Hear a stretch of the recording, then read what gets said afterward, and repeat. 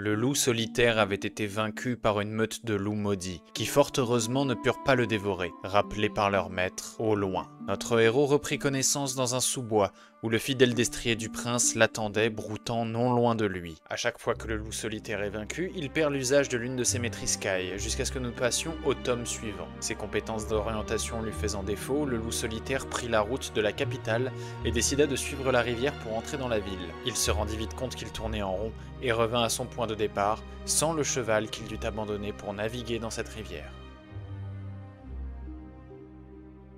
Votre objectif est toujours le même, cher loup solitaire que vous incarnez. Les maîtres des ténèbres se sont réveillés et ont détruit le monastère Kai où vous avez en quelque sorte été élevé. Vous êtes le seul survivant de cette antique caste, séculaire caste des moines Kai, et il vous incombe de prévenir le roi de cette menace imminente, de cette guerre imminente qui semble se déclarer de nouveau. Les maîtres des ténèbres passent à l'action.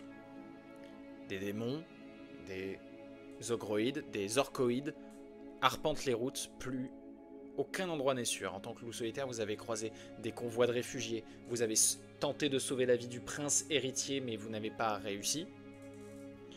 Il vous a néanmoins cédé son destrier, que vous avez amené jusqu'ici avant de l'abandonner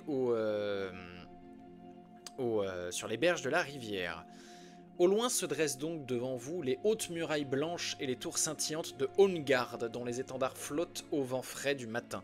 Holmgard étant la capitale, votre objectif, un endroit que vous avez galéré à atteindre, et lorsque vous avez malheureusement tourné en rond, vous êtes revenu en cet endroit. S'étirant vers l'ouest, le fleuve Eledil jaillit des monts Durnkrag et se jette dans le golfe de Holm. Or soudain, vous distinguez au pied des montagnes une immense armée. Ici. Une immense armée. J'ai perdu ma ligne. J'ai retrouvé ma ligne. Une immense armée aux uniformes noirs qui s'avance inexorablement vers la capitale. A votre droite, la grande route mène à Holmgard à travers les plaines. En vous lançant au galop, si toutefois vous décidez de récupérer votre cheval, vous pourriez atteindre en moins d'une heure le camp fortifié qui entoure la ville, mais vous seriez la plupart du temps à découvert, ce qui offrirait au crâne des démons volants une proie facile. À quelque distance devant vous, cependant, une large rivière aux eaux boueuses coule paresseusement en direction du fleuve Eledil, dans lequel elle finit par se jeter. Vous avez déjà abandonné votre cheval pour tenter de vous laisser porter par la rivière. C'était une très mauvaise idée, vous avez tourné en rond. Il existe enfin une troisième possibilité. En bas à droite se dresse le cimetière des anciens, qui avait constitué votre deuxième choix si vous n'aviez pas emprunté la rivière paresseuse. Le cimetière des anciens vous permettrait peut-être d'atteindre discrètement la cité. Si vous marchiez parmi les tombes et les monuments funéraires en ruine, effectivement vous n'auriez aucun mal à vous approcher de votre but en échappant au regard. Mais vous savez néanmoins qu'il s'agit d'une zone interdite car des forces ténébreuses restent tapies dans l'ombre de la nécropole et attendent qu'un passant téméraire s'offre à leurs maléfices. Les choix qui s'offrent à vous sont les suivants. Tentez votre chance par la grande route pour essayer d'atteindre la capitale, mais comme je vous l'ai dit, vous seriez probablement la cible d'un assaut aérien. Ou alors, deuxième possibilité, si vous en sentez le courage, tentez de vous engouffrer dans le cimetière des anciens. Dites-moi, loup solitaire, ce que vous faites. Dites-le moi dans le chat, il vous suffit de m'écrire la proposition que vous souhaitez retenir entre la grande route ou le cimetière, étant donné que la rivière, vous savez déjà que ça va vous faire tourner en rond. Et les majoritaires, du coup, auront gagné. Les créatures volantes sont significativement plus rapides que vous sur le cheval. Oui, elles sont plus rapides que vous sur le cheval, et pour les plus grands que vous avez vus, vous estimez qu'ils sont même plus grands que votre cheval. Ce sera mieux ça comme musique. Je vous laisse encore 1 minute et 30 secondes de réflexion pour me dire dans quelle direction vous souhaitez aller entre le cimetière et la grande route. Il n'est pas dit que la grande route a des endroits pour se cacher. Pas du tout, justement. La grande route, ça va être...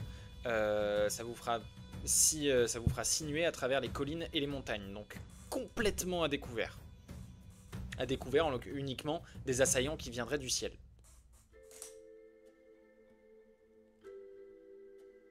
C'est pas vrai, je change la musique pour qu'elle soit un peu plus péchue et tout, et on redébarque sur quelque chose de mou.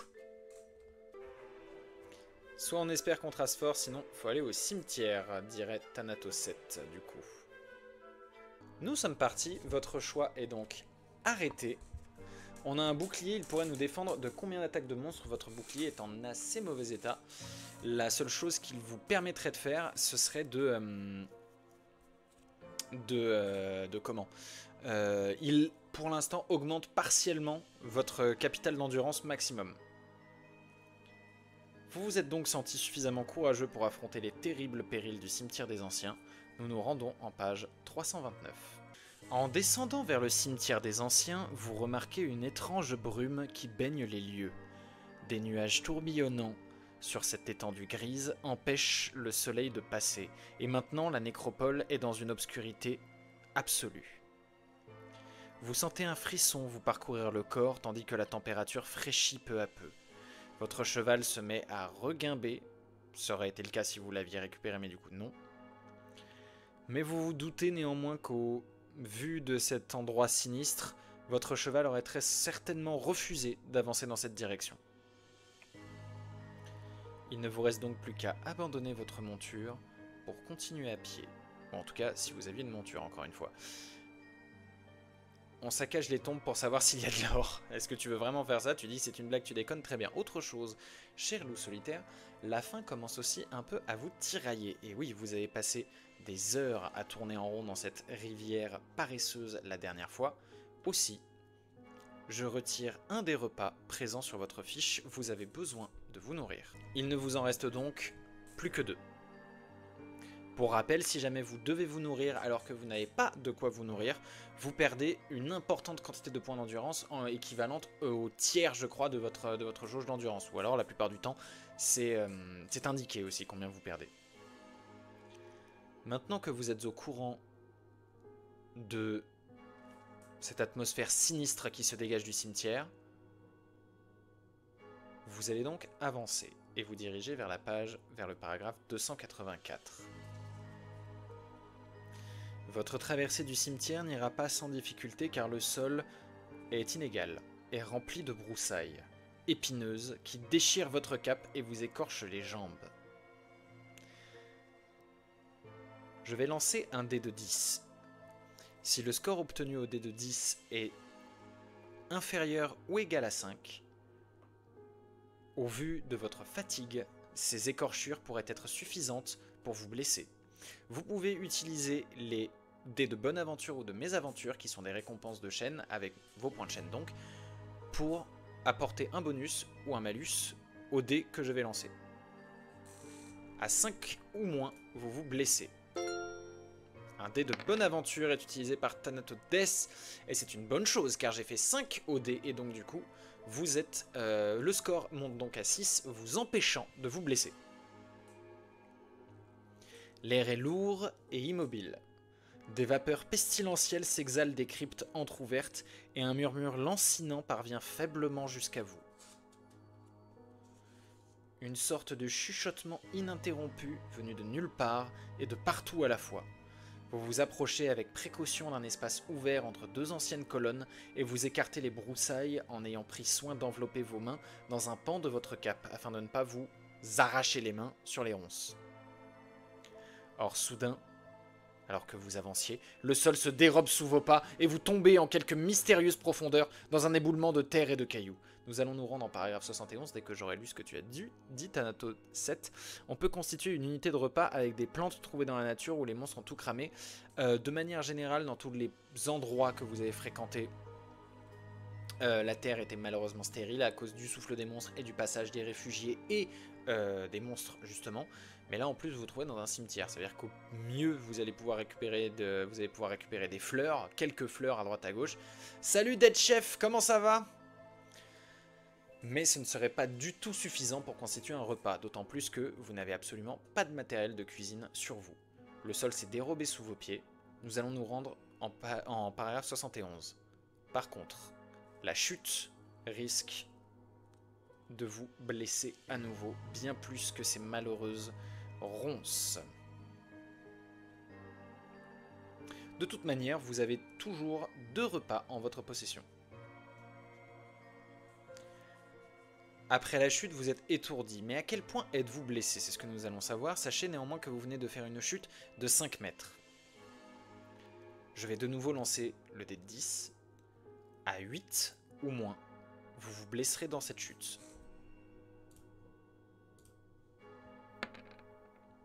2. Je ne considère, si jamais vous n'utilisez des dés d'aventure ou des dés de mésaventure, je ne considère à chaque fois qu'une seule utilisation sur chaque test. Donc même si jamais vous vouliez spammer les dés de bonne aventure, ça ne marcherait pas. Il n'y a pas trop de restrictions sur ce live-là. Mais à 2, du coup, on est bien en dessous. Ce qui veut donc dire que votre capital d'endurance va être sérieusement impacté.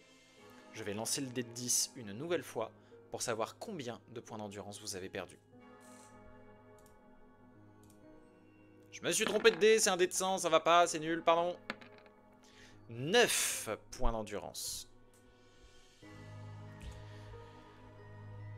Je peux être enclin à réduire un peu la quantité de points de dégâts que vous allez subir, si vous le souhaitez, en échange d'un prix particulier.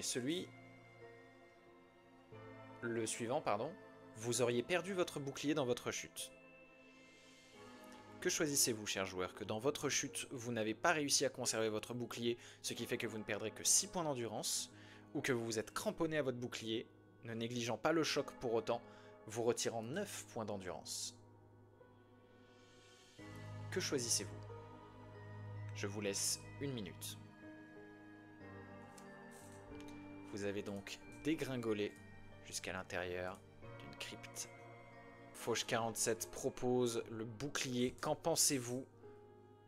Le bouclier, il peut carry plus tard en vrai. Effectivement, c'est un point important.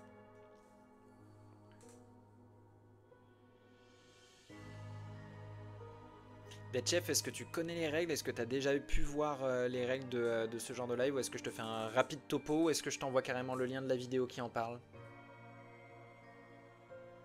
Le bouclier est en mauvais état, tout à fait. Mauvais état ne veut cependant pas dire qu'il est sur le point de rendre l'âme.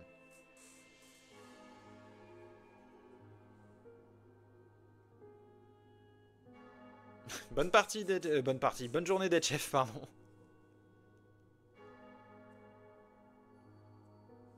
Merci d'être passé.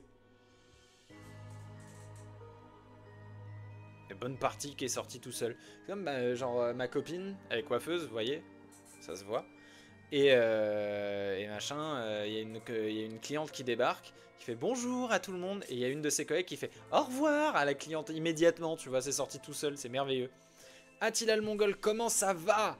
Comment tu as fait pour avoir les images qui apparaissent comme ça? C'est un livre dont vous êtes le héros en ligne? Pas du tout, mais j'ai pris le soin de préparer en amont sur Roll20 des illustrations pour pouvoir les mettre. Et c'était il y a longtemps, lors du dernier live dont vous êtes le héros, qui a eu lieu mi-juillet. En vrai, je te laisse choisir pour ça, Thanatos 7, donc du coup... Sinon, il va nous rester 7 d'endurance, pas faux. Comment on peut récupérer de l'endurance? Déjà, pour récupérer de l'endurance, il vous faut un repos durable, l'utilisation de potions nécessaires médicales ou une intervention chirurgicale. Ouais, c'est sur Roll20. Moi, ça va très bien. Vous êtes à présent 9, ça peut être suffisant pour continuer de jouer, donc on peut continuer de jouer. J'espère néanmoins que ça vous va aussi, Fauche47 et Thanatos 7. Comment voir la fiche de personnage? Eh bien, tu peux utiliser la commande fiche, donc point d'exclamation fiche, pour pouvoir afficher la fiche de personnage. On n'est pas prêt de faire une sieste dans le cimetière, pas du tout, d'autant plus qu'avec les énergies malsaines et néfastes qui semblent s'en échapper, vous êtes beaucoup trop mal à l'aise et beaucoup trop intimidé pour espérer pouvoir dormir ici. Bienvenue à toi, Ulrich43, merci beaucoup de nous suivre dans cette grande aventure. Autant claquer le bouclier alors, très bien, votre choix est fait. Cela veut donc dire que le bouclier est lâché et disparaît de votre inventaire. Et vos points d'endurance tombent donc de 16 à 10. Je note les points d'endurance ensuite dans le chat en Message épinglé. Ça marche pas encore?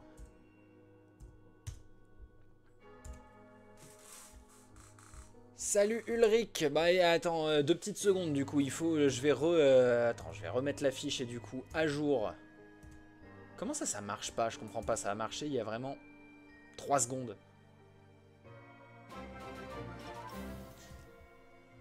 Je t'entends nous suivre, nouvelle personne qui nous suit, mais excuse-moi, je suis pas sur la bonne page. Et là, le setup est ghetto et n'a aucun sens. Je ne peux pas voir du tout ce qui se passe. Attends, je vais l'envoyer à quelqu'un d'autre. Je suis désolé, je suis à vous. Juste après, je fais ma petite manip. Tiens, bah, avant de vous renvoyer la fiche à jour, je vous dis ce qui se passe du coup après avoir fait votre chute, après avoir traversé le plafond donc, de cette crypte. Vous vous êtes donc effondré en plein milieu de cette salle. Vous avez perdu votre bouclier. Néanmoins, c'est une chance, vous n'avez que des ecchymoses, vous n'avez que subi des chocs, mais vous n'avez rien de cassé. Cette chute de 5 mètres vous a fait passer à travers un plafond souterrain, le plafond d'un caveau souterrain, pardon. Les murs en sont parfaitement lisses et il vous est impossible de grimper. Un tunnel voûté part du caveau en direction de l'est. À l'entrée de ce tunnel se trouve le sarcophage de quelque ancien seigneur. Si vous souhaitez ouvrir ce sarcophage dans l'espoir d'y découvrir des objets de valeur, c'est possible. Si vous préférez quitter le tombeau et suivre le tunnel, c'est une deuxième possibilité. Ou vous pourriez vouloir utiliser votre 6e sens de Seigneur Kai que vous maîtrisez.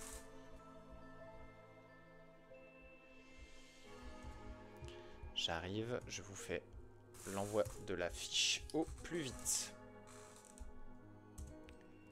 Tac, hop.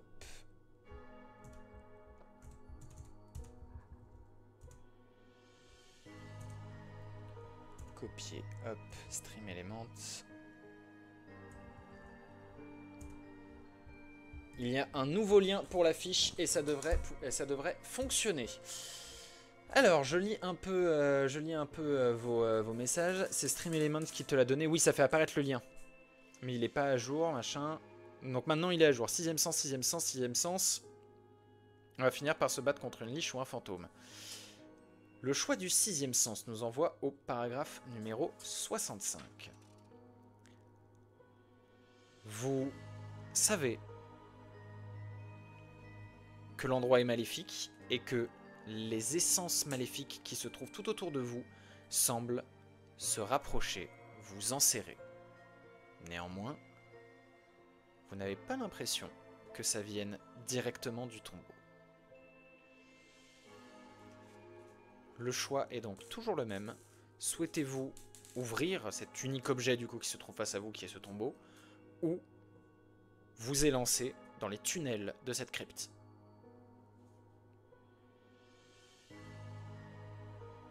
À cette vitesse, on va finir par se mettre contre une liche ou un fantôme.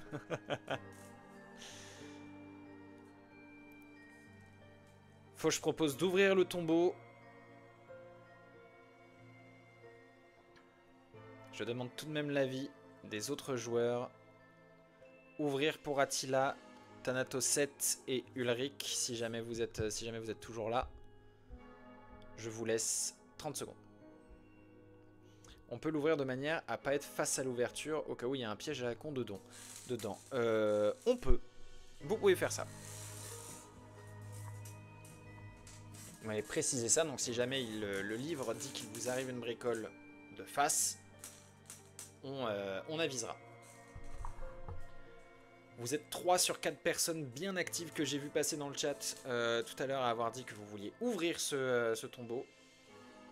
Alors c'est parti. Ouvrons ce tombeau. Le couvercle du sarcophage glisse à terre en un bruit sourd. Alors que vous avez essayé de l'ouvrir tel un coffre, vous vous êtes rendu compte que la pierre qui le scellait, vous l'avez tout simplement fait glisser. Attila le Mongol, vous avez en somme beaucoup d'objets. Je vous fais un peu la liste détaillée comme ça c'est fait. Vous avez dans votre sac une épée, un arc, des flèches, une pierre précieuse et une lance. Ça fait 5 objets plus 2 repas, donc 7 objets. Vous avez le droit d'en avoir 8 au maximum. D'ailleurs, il y a vu que vous avez perdu votre bouclier, vous pouvez, si vous le souhaitez, vous armer d'une deuxième arme. Je vous laisserai le dire dans le chat de laquelle vous voulez vous équiper. et ce sera fait. C'est une lance de quelle taille à peu près? Elle est grande, cette lance. Elle est bien grande, c'est une lance de facture monstrueuse d'ailleurs. C'est une lance, si je dis pas de bêtises, qui est à +1. Ouais, c'est une lance +1, une lance de facture monstrueuse.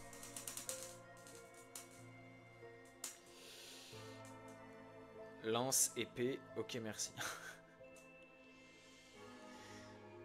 Sinon la lance c'est à deux mains, la lance vous pouvez, la lance c'est plus facile de s'en servir à deux mains. Oui. Donc, je vous disais, après avoir ouvert donc le couvercle du sarcophage qui glisse à terre dans un bruit assourdissant, vous contemplez alors les restes d'un ancien roi qui repose parmi ses richesses. Une couronne ciselée coiffe son crâne, et les mâchoires grandes ouvertes de son squelette ressemblent à l'orifice d'un puits sans fond.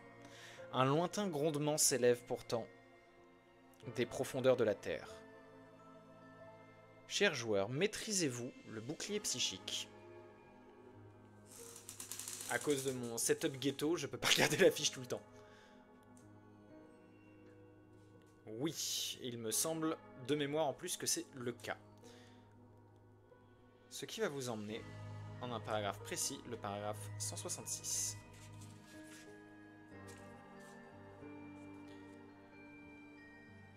Vous sentez votre esprit se bander alors que vous êtes en présence d'une force hautement maléfique. Un être puissant et invisible essaie de soumettre votre esprit. Et il vous faut rassembler toute votre énergie pour vous défendre. Cette lutte intense vous met en grand danger de perdre la raison. Vous traversez une longue et pénible épreuve au cours de laquelle toutes sortes d'apparitions terrifiantes, surnaturelles, fantasmagoriques essaient de vous attirer dans leur monde de folie. La tentation et l'horreur se mélangent dans votre tête et ce n'est qu'à grand-peine que vous parvenez à sortir vainqueur de ce véritable calvaire. Mais je vais vous laisser le choix. Le livre vous impose une perte de 4 points d'endurance. On peut faire ça. Ou alors dire qu'à partir de maintenant, tous les quarts d'heure, vous perdrez 1 point d'endurance pendant 1 heure.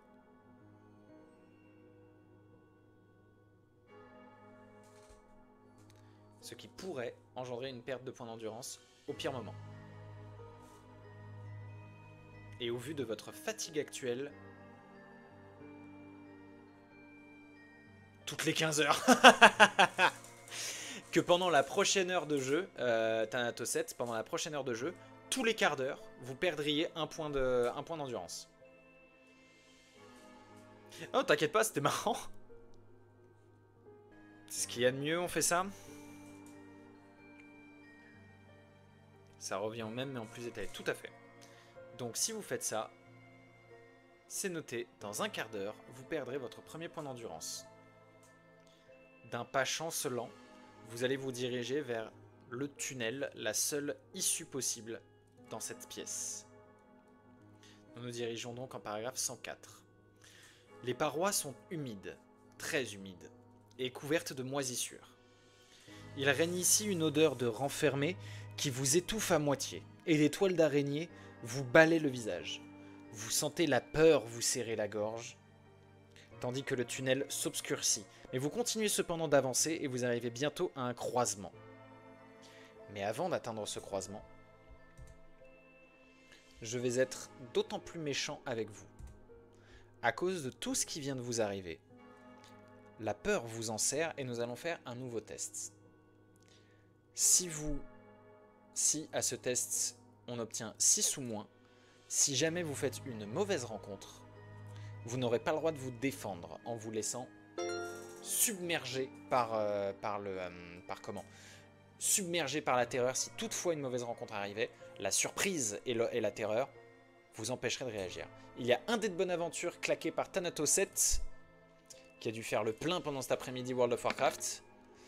Le score est à 3 avec 1+1 donné par Thanatos 7, vous êtes à 4. Donc il n'y aurait rien, même pas la couronne de l'autre. Vous pourriez, sauf que la couronne de l'autre, si jamais vous voulez la prendre, elle est genre fichée dans son crâne. Donc il faudrait prendre toute la tête. Et il n'y avait rien d'autre dans son tombeau, à part des richesses suffisantes, si vous voulez, pour remplir votre bourse. Oui, c'est vrai, j'ai rushé, pardon, excusez-moi. Combien de dés de bonne aventure? Vous pouvez en utiliser un chacun sur tous les tests. Là, il en faudrait 2 encore.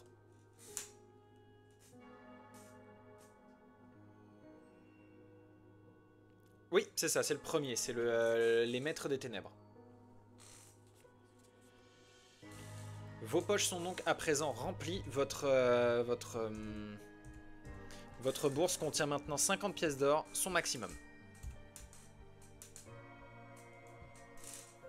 Je vous laisse encore 30 secondes pour décider si oui ou non vous voulez utiliser d'autres dés de bonne aventure. Il y en a un autre qui vient d'apparaître, utilisé par Attila le Mongol, portant votre score à 5. 15 secondes. À 6. Vous atteignez pile 6, ce qui vous permet de vous rasséréner, j'en sais rien, je sais plus. Utiliser des mots compliqués, c'est toujours chiant. Mais en tout cas, vous êtes encore sur le qui-vive et apte à vous défendre. Le tunnel aboutit à un couloir orienté nord-sud. Si vous souhaitez aller au nord, rendez-vous en paragraphe 26, ou si vous voulez aller au sud, rendez-vous en paragraphe 100. Donc vos choix sont donc le nord ou le sud.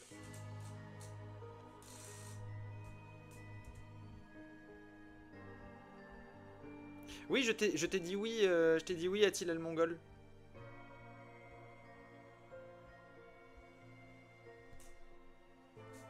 C'est le premier. Vous pouvez voir la carte du monde, oui. Alors attends, est-ce que j'ai pensé à la mettre? Oh merde, j'ai pas pensé à la mettre.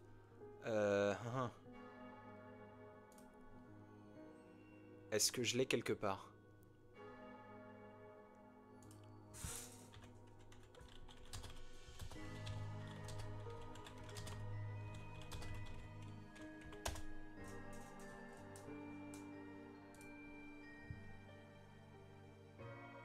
Parce qu'il faut la bonne en plus. Putain. Attends, je l'ai quelque part. Ah, c'est l'enfer ce setup, putain. C'est vraiment l'enfer. Non, je pourrais pas vous la sortir. Je suis désolé. C'est l'enfer. La capitale, elle, de manière générale, se trouvant à l'est de la carte du monde, que vous alliez au nord ou au sud, ça vous changera pas grand-chose sur la direction globale de votre objectif.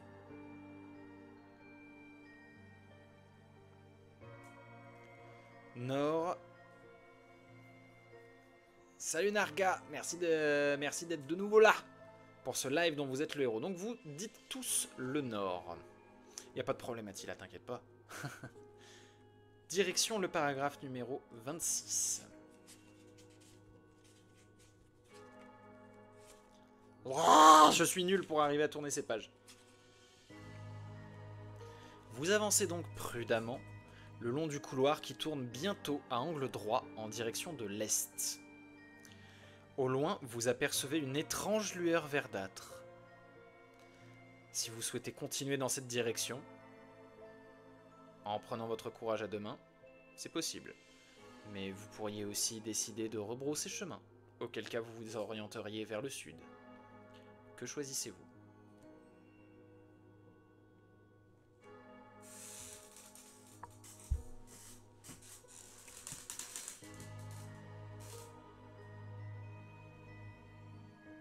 Attila propose de continuer. Les autres.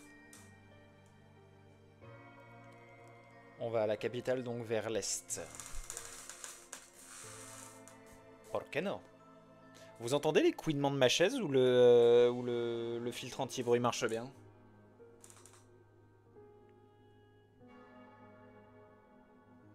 Merde. Attends, je vais me coller un filtre anti-bruit.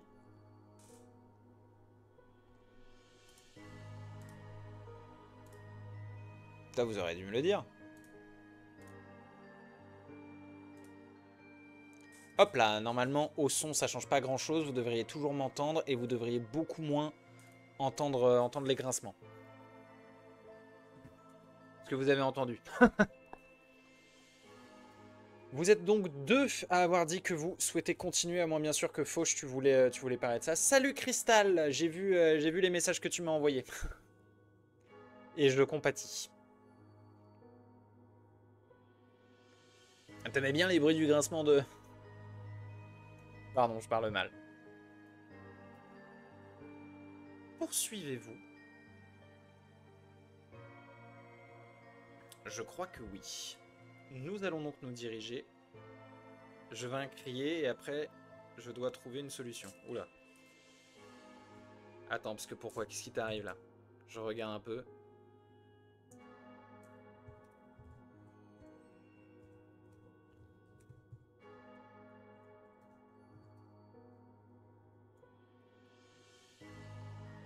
Ah! Ça fait un bruitage stressant. Ok, bon bah, on garde si vous l'entendez encore un peu. 8 Keblo, tu peux prendre une autre ligne et essayer de rejoindre la 1 ou la 14. Vous avez vu cette manière de communiquer, le chat? Vous avez donc décidé de continuer, nous nous rendons en 249. C'est une ligne à Paris. Vous descendez une volée de marches qui mène à une vaste crypte où vous attend un spectacle peu réjouissant.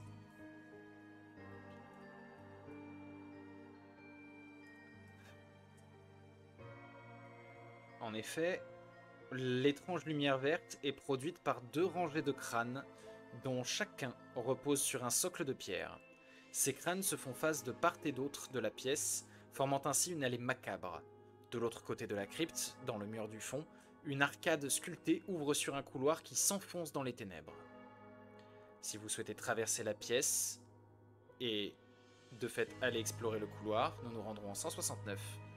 Ou si vous préférez, dans un mouvement de panique ou de pur désespoir, vous en prendre au crâne, vous y auriez le droit aussi, auquel cas nous irions ailleurs.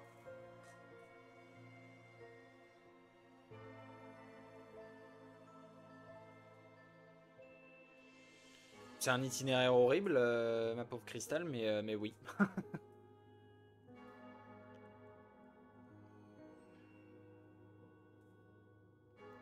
Ils sont pimpés les crânes, c'est-à-dire.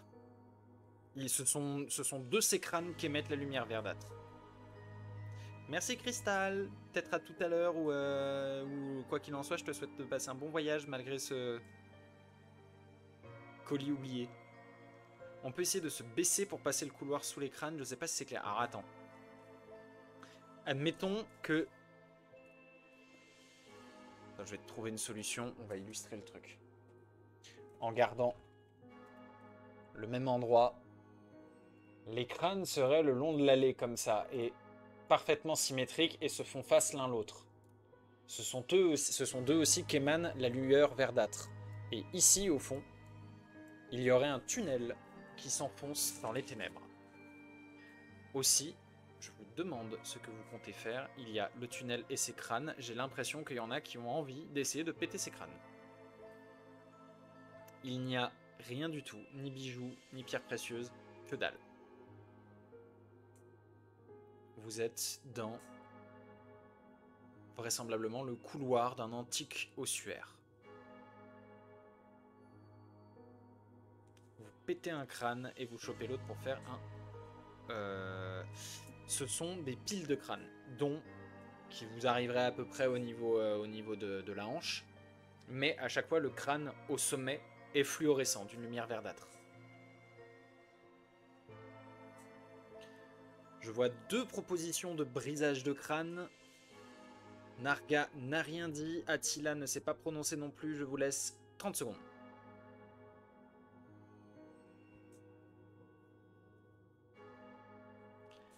Dans 3 minutes, vous perdrez votre premier point d'endurance lié à l'énergie malfaisante existante ici.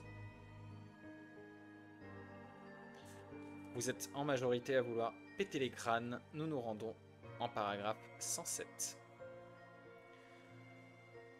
En courant, vous vous saisissez donc de votre arme. J'ai besoin que vous me précisiez laquelle. Vous êtes équipé de la hache et de l'épée. Laquelle dégainez-vous?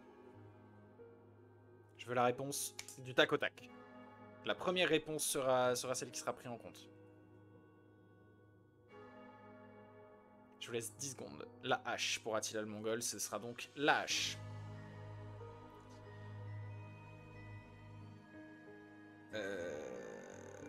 Oui, voilà.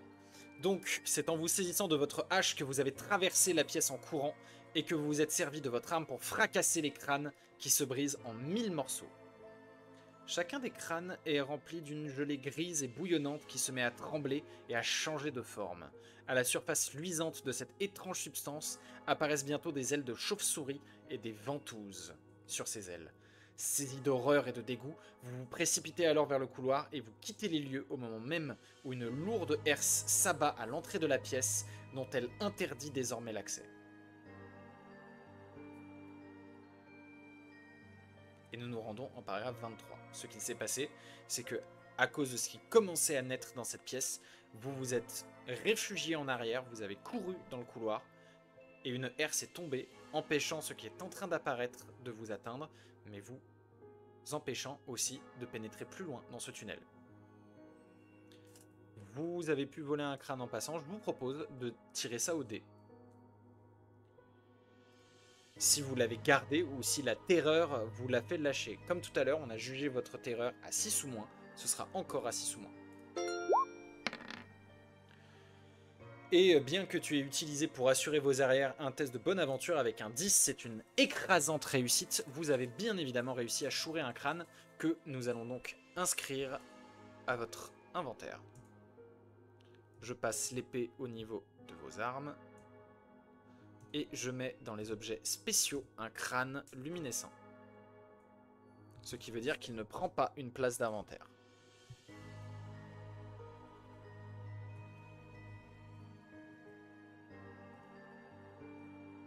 La fiche sera mise à jour dans un petit moment. Vous avez piqué un des crânes verts, ouais, c'est ce que vous vouliez faire, si je dis pas de bêtises.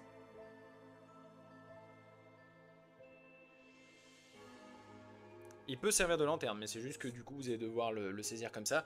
Et il émet une lueur, si vous voulez, il émet pas de la lumière, c'est pas un projecteur, c'est pas une lampe. Mais il peut complètement vous servir de lanterne. Le couloir dans lequel vous vous êtes donc engagé par défaut... Mal installé, pardon. Le couloir dans lequel vous vous êtes engagé par défaut... Hop... aboutit bientôt à une vaste chambre mortuaire dont les murs sont gravés de motifs anciens. Dans le coin opposé, un escalier de pierre mène à une porte immense. De chaque côté des marches, 2 chandelles noires diffusent une faible clarté. Vous remarquez alors qu'aucune cire ne coule le long de ces chandelles. Ce sont des bougies noires, allumées avec de petites flammes, suffisantes pour vous prodiguer encore un peu plus de lumière. Mais il n'y a ni odeur de brûlé, ni cire qui coule. Et tandis que vous vous approchez, vous constatez que leurs flammes ne diffusent aucune chaleur. Soucieux de quitter au plus vite cet endroit sinistre, vous examinez la serrure de la porte. Une broche sculptée semble fermer le panneau, mais un trou de serrure apparaît également. Si vous souhaitez retirer la broche, c'est possible. Si vous maîtrisez la maîtrise psychique de la matière, ce n'est pas le cas. Ou si vous avez une clé en or sur vous, ça pourrait aussi vous être utile, mais je ne crois pas que vous en ayez. Vous pourriez aussi être tenté d'utiliser votre 6e sens.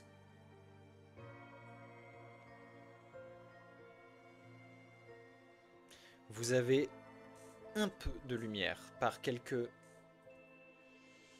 endroits où la lumière du ciel du matin semble arriver à percer de rares fissures dans le plafond, la lanterne que vous avez et ces bougies là. Vous en volez. Mais Thanatos7, en fait tu veux tu veux des échantillons de tout ce que vous croisez.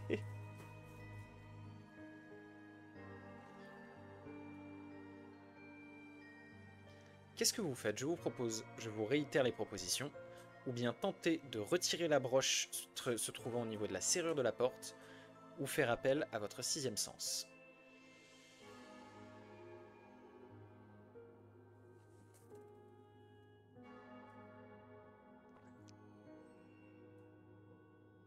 Votre 6e sens vous indique que tout autour de vous, il semble y avoir du mouvement. Vous n'arrivez pas à le voir clairement. La brume noire s'épaissit tout autour de vous. D'ailleurs, vous avez déjà perdu un point d'endurance. Il ne vous en reste plus que 9. Il y a fort à parier que les présences maléfiques que vous côtoyez sont en train de préparer quelque chose à votre rencontre. Aussi, je vous suggère de très vite faire votre choix. De très vite me dire ce que vous voulez faire ici. Si vous avez besoin que je vous relise le paragraphe, c'est aussi possible.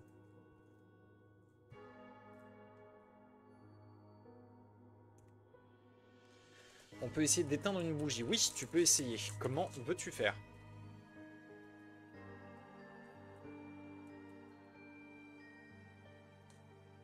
Si on a eu un spectre qui nous a attaqué quand il voyait rien, alors là, on est mort. Une remarque judicieuse.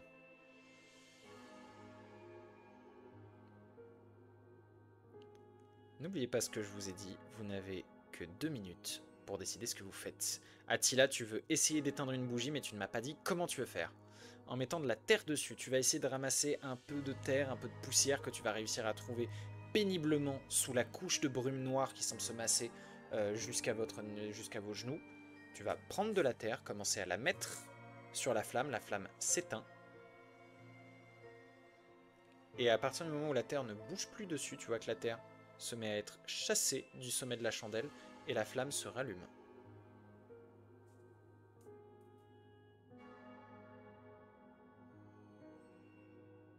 Vous pouvez mettre le crâne sur une des bougies si vous voulez.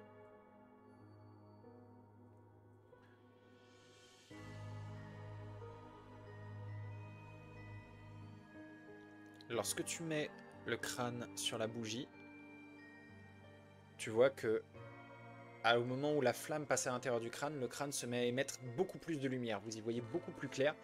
Et je vous propose de faire un test sur un dé de 10. À 6 ou moins, vous remarquerez ce qu'il est en train de se passer tout autour de vous. Et vous faites 1. Et je pense que vous n'êtes pas assez nombreux pour, même en utilisant vos dés de bonne aventure, pour faire lever le score suffisamment. Donc bien que pendant un court instant votre crâne se soit mis à luire énormément, vous n'avez pas vu ce qui est en train de se passer. Je vous laisse encore 20 secondes.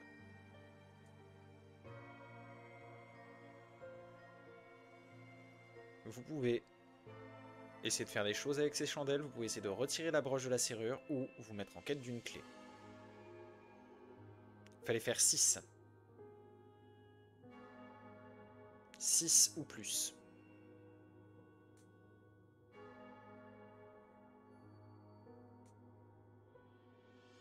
« 5 secondes. Broche et position de combat, c'est noté. Vous cherchez donc à retirer la broche, nous allons en paragraphe 337.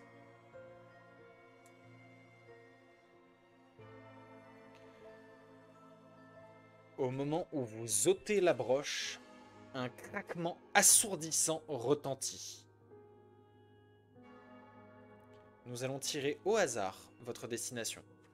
Enfin, ce qu'il va vous arriver. Nous nous rendons en 219. Et vous n'avez aucun moyen de savoir ce qu'il risque de vous arriver.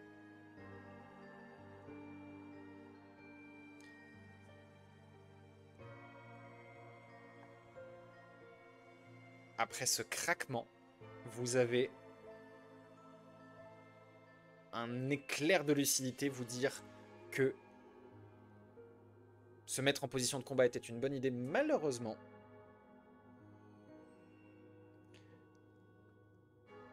un nouveau passage dérobé se dérobe sous vos pieds et vous tombez dans une abîme hérissée d'épines.